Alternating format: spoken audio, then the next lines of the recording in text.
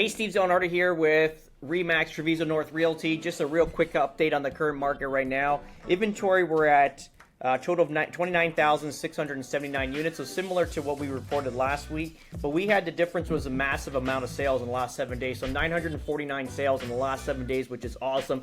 We felt that as well as we sold 4 of our listings in the last 7-8 days, which has been great. We've had actually a bidding war on one property, had 2 offers on one. But again, this is not because the market's hot. It's just based on price. So when you price your property right, you're going to get more action on the property. The more higher you're going to be, you're not going to get any action. So just remember, as we're racing to the bottom, we need to be ahead of these buyers.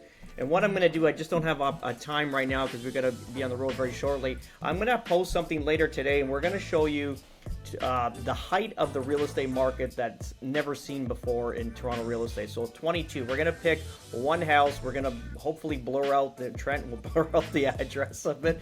And then ultimately we're going to run this thing on different models. So 22, 23, 24, 25. And then we're going to do a prediction of where this property is going to be in 2030. So we ran an AI model, again, through ChatGPT, prompting it with all the information that we have based on, if you guys are not paying attention to the fundamentals of what's currently happening with unemployment, lack of industry, AI threat, the whole thing, even without AI, just the job loss and everything like that, and economically, future of Canada and the outlook of how the Ontario housing market's going to look with the high rise and low rise, it's kind of depleting where it's going to be 20 to 30% less than in today's market. So how is that spread? I don't know.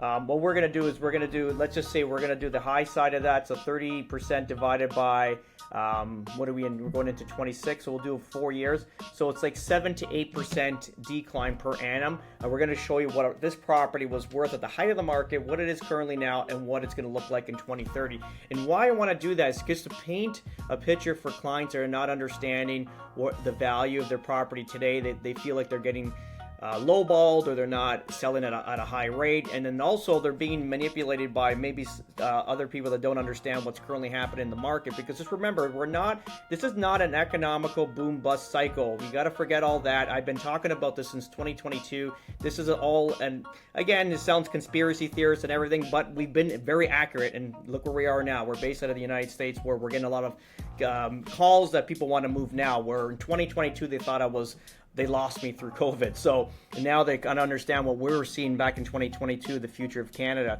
So with that all said, you're going to just basically see it's not a economic agenda, or a boom bust cycle. This is a political boom bust cycle, which is something we've all don't even know what it's about. We've never prepared for this, but Europe, it happens in Europe all the time. So just look to Europe and look how they're faring with their middle class and lower class and everybody else, and how those countries are functioning, and that's how Canada will function in the future. So I just want to paint this picture, because if you don't feel like you're capitalizing on today's market, I want to show you what it's going to look like in 4 years from now. But we'll do that at a later time, because I got to hit the road very shortly. But happy Thanksgiving. Have a great day, and we'll talk soon. Bye-bye.